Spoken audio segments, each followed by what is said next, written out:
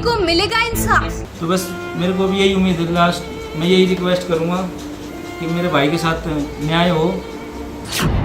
1 साल पहले छोटे भाई की मौत या फिर दुर्घटना।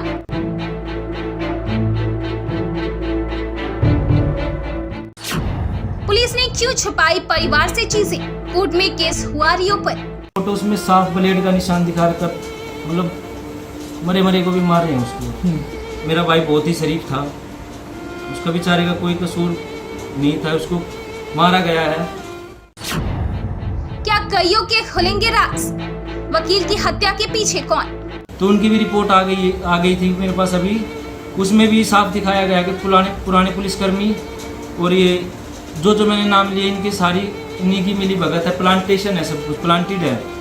तो जो गाड़ी वाला था उसकी लोकेशन बताई गई कि वो यहाँ पे था ही नहीं उस दिन। उसकी लोकेशन गुड़गांव की आई हुई है। 1 साल पहले हत्या की गई या दुर्घटना से हुई मौत? इस सवाल ने बड़े भाई की नींद उड़ा रखी है। सवाल है कि अगर हत्या हुई तो पीछे कौन था? हत्या की वजह क्या थी? अगर नहीं तो पुलिस ने रिपोर्ट में कहा कि बाइक पर स्क्रैच थे। वो स्क्रैच के निशान अचानक कहां गायब हो गए? क्या पुलिस वो राज छिपाना चाहती थी जिसके खुलते ही कई लोगों की गिरेबान कानून के शिकंजे में होते? बस इन्हीं सवालों से परेशान होकर बड़ा भाई निकल पड़ा इंसाफ की खोज पर, और जैसे जैसे वो आगे बढ़ा उसका शक यकीन में बदलता गया। अब सवाल ये कि वकील भाई की हत्या के पीछे कौन है? चलिए आपको पूरा मामला समझाते हैं। मामला 1 साल पहले का है। जिस व्यक्ति को आपने अभी देखा उसके छोटे भाई की मृत्यु की खबर आती है। परिवार सदमे में चला जाता है। लोग कहते हैं कि मौत दुर्घटना से हुई है। पुलिस की रिपोर्ट से लेकर डॉक्टर के पंचनामे तक सब यही बताते हैं कि मौत का कारण दुर्घटना है। परिवार भी इन्हीं बातों को सत्य मान लेता है और बड़ा भाई इसे होनी समझकर आंसुओं के घूंट पी लेता है। पर मन में एक शक कि भाई की मौत नहीं हत्या है ने सारे मामले को ही पलट कर रख दिया। बड़े भाई ने एक एक कर साक्ष्य इकट्ठे करने शुरू किए तो सबसे पहले बात सामने आई कि मौत के बाद शव को हरिश्चंद्र अस्पताल ले जाया गया, जहां पर डॉक्टर्स ने ट्रीटमेंट करने के बाद युवक की हालत को देखते हुए उसे एक दूसरे अस्पताल के लिए रेफर कर दिया, जहां डॉक्टरों ने इलाज के बाद उसे मृत घोषित कर दिया। पर पुलिस ने मौत की सूचना 1 दिन बाद परिवार को दी। यहीं से शक और गहरा होने लगा। इसके बाद बड़े भाई ने पुलिस की रिपोर्ट की जांच की। जहां जहां बाइक पर स्क्रैच लगने की बात थी वहां कोई निशान ही नहीं थे। तो सवाल ये कि क्या पुलिस भी इसमें मिली हुई है? मृतक के भाई का कहना है कि पुलिस की चार्जशीट का इंतजार करता रहा, पर पुलिस ने मुझे चार्जशीट नहीं दी, और जहां 3 महीने के अंदर चार्जशीट कोर्ट में जमा करनी होती है वहां 9 महीने के बाद चार्जशीट को जमा करवाया गया। मृतक के परिजनों का कहना है कि उसके बाद भी पुलिस के द्वारा परिजनों को नहीं बताया गया कि चार्जशीट हमने कोर्ट में जमा कर दी है। जब परिजनों को इस बात की सूचना मिली कि चार्जशीट कोर्ट में जमा हो चुकी है, तब तक कोर्ट की एक तारीख जा चुकी थी। इन सब के बाद जब बड़े भाई ने अपने तरीके से जांच को आगे बढ़ाया और प्रशासन से न्याय की गुहार लगाई, तो बादली थाना के अधिकारियों का रवैया बड़ी ढुलमुल सा था। एक के बाद एक परत जब खुलती गई तो भाई ने न्यायालय का दरवाजा खटखटाया है। कोर्ट ने भी केस को रीओपन कर दिया है।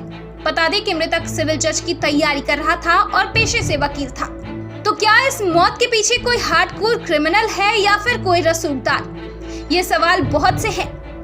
पर अब देखने वाली बात ये होगी कि जो वकील सबको इंसाफ दिलाता है, क्या उसकी मौत के बाद उसके बड़े भाई को इंसाफ मिलेगा? बड़ा भाई न्याय की गुहार लगा रहा है। अब देखने वाली बात ये होगी कि कब तक छोटे भाई की मौत के बाद क्या बड़े भाई को इंसाफ मिल पाता है। मैंने डीसीपी साहब को भी कंप्लेंट दी थी। उन्होंने मेरा केस विजिलेंस के लिए एक बार इंक्वायरी के लिए भेजा था, तो उनकी भी रिपोर्ट आ गई थी मेरे पास अभी। उसमें भी साफ दिखाया गया कि पुराने पुलिसकर्मी और ये जो मैंने नाम लिए इनके सारी इन्हीं की मिली भगत है। प्लांटेशन है, सब कुछ प्लांटेड है। तो जो गाड़ी वाला था उसकी लोकेशन बताई गई कि वो यहाँ पे था ही नहीं उस दिन। उसकी लोकेशन गुड़गांव की आई हुई है। तो बस मेरे को भी यही उम्मीद है, लास्ट मैं यही रिक्वेस्ट करूँगा कि मेरे भाई के साथ न्याय हो। और बस और क्या। और अब मैं भी डर लग रहा है कि जैसे कभी यही जो इनमें इन्वॉल्व है कि मेरे साथ कोई हादसा न करवा दे, मेरे घर वालों के साथ हादसा न करवा दे। यदि मेरे साथ कुछ भी होता तो मैं तो इन्हीं को जिम्मेवार ठहराऊँगा, यही जिम्मेवार होंगे मेरे हाथ, जो भी मेरे साथ कभी हुआ तो कुछ भी। मैं मतलब मेरे डॉक्यूमेंट सारे वेरीफाई करवाए जाए, और मैंने काफ़ी कंप्लेंट भी दी थी कि मेरा केस ट्रांसफ़र किया जाए क्राइम ब्रांच या स्पेशल सेल में।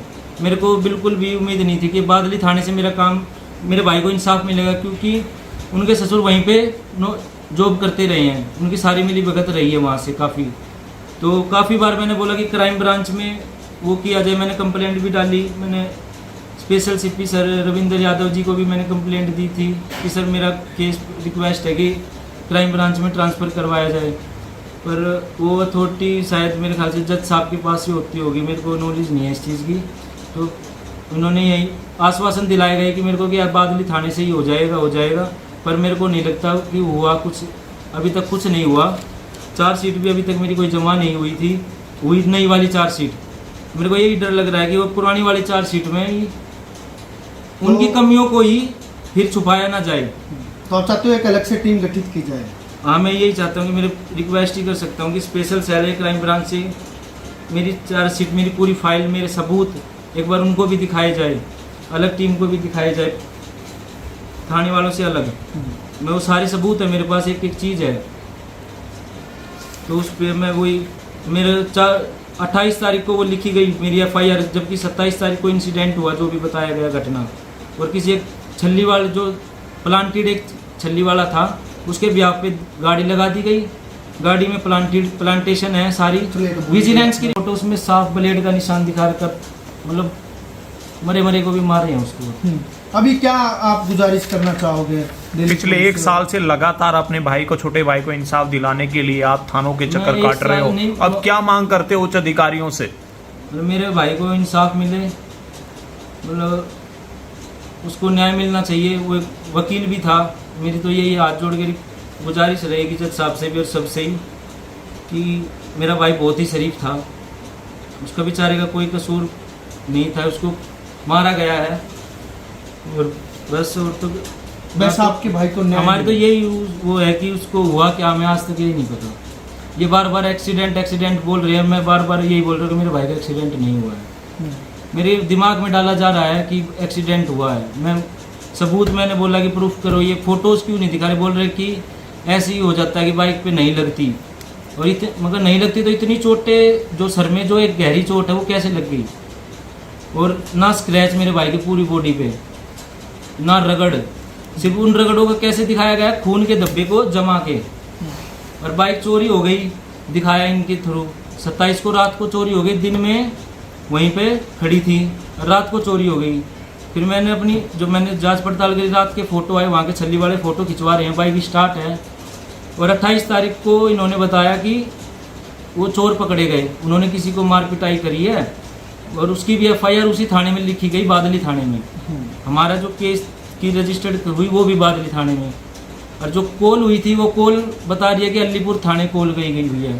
तो फिर अलीपुर वालों ने क्यों नहीं करी, उसका कोई रिकॉर्ड नहीं। तो बादली थाने किसके कहने पे गई, उसमें फिर बताया गया कि ये गाड़ी नंबर दिखा दिया गया, गाड़ी नंबर दिखाया कि एक छल्ली वाले ने नोट किया, जो कि वो वहाँ की में पता लगा कि वो छल्ली वाला वहाँ पे है ही नहीं कुछ उस नाम का। आपको क्या लगता है इस सभी मामलों में जो उनका ससुर था कहीं ना कहीं वो इन्वॉल्व है, जो दिल्ली पुलिस में लगातार जो है? हो सकता है सर, वो वहाँ पे दिल्ली पुलिस डिपार्टमेंट्स में ही है, और सारी जो नेग्लिजेंस और जो कमी है जो पुराने सब इंस्पेक्टर की है, वो उनके साथ ड्यूटी भी कर चुके हैं। मतलब इसमें मैंने देखा जितने भी पुलिस वाले थे इस चार्जशीट में, ये आपका ये था अजय मीणा, सब इंस्पेक्टर अजय मीणा, किशन कुमार, और हरिश्चंद्र में अनार सिंह, और ये इनके ससुर थे जोगिंदर हुड्डा। ये इनकी कहीं ना कहीं मतलब हर जगह वो रहा है कि ड्यूटी एक साथ रही है इनकी, सारी इनकी वही है, आप खुद भी देख सकते हो इनमें। पोस्टमार्टम रिपोर्ट वो ही लेने गए थे, उनको अथॉरिटी लेटर बताया गया कि उनको अथॉरिटी लेटर दिया गया। मैं यही पूछना चाहूँगा कि क्या इतनी अथॉरिटी तो चोर को भी दे दोगे अथॉरिटी लेटर? जिस जगह आपके बाइक का एक्सीडेंट हुआ था वहाँ प्रत्यक्षदर्शियों का क्या कहना था, उन्होंने क्या बताया? उन्होंने यही बोला कि जी यहाँ पे ना हमने कोई वो देखा किसी को कुछ, भाई यहाँ पे भीड़ इकट्ठी हुई अचानक, बस एक बंदा आया, उसने गाड़ी रोकी और वहाँ पे उसने इकट्ठा किया सबको, मतलब एकदम। और फिर वहाँ के छल्ली वाले जो बोल रहे थे कि एक लाल गाड़ी थी क्रेटा या ब्रिजा, वो वहीं निगरानी में खड़ी हुई थी, वो साथ साथ उनके साथ गई थी एम्बुलेंस के साथ। एम्बुलेंस भी वो आई है कि जो कॉल करी थी वो एम्बुलेंस तो आई नहीं, अपने आप अचानक एम्बुलेंस आ जाती है 3 मिनट बाद ही, और वो उठा के ले जाती है। वो बोलते कि हमने अपने पास कॉल ट्रांसफ़र करवा ली। वो मेरे को पता नहीं कि ये होता होगा कि ऐसे दूसरे की कॉल ट्रांसफ़र हो जाती होगी। अरे मतलब बहुत ही काफ़ी चीज़ें में बहुत वो ठीक है हुआ। भाई, आप ये बताइए अभी लास्ट में क्या कुछ अपने भाई के न्याय के लिए क्या कुछ कहना चाहते हैं? मैं तो यही कहना चाहूँगा, जो मेरे सबूत है जो मैंने इकट्ठे करे हैं उनको जज साहब के सामने दिखाया जाए, और जो न्याय जो ठीक से ठीक हो वो आ जाए, और पुलिस वालों से पूछा जाए ये इतनी नेग्लिजेंसी क्यों करी, इनमें इतनी कटिंग्स क्यों हैं।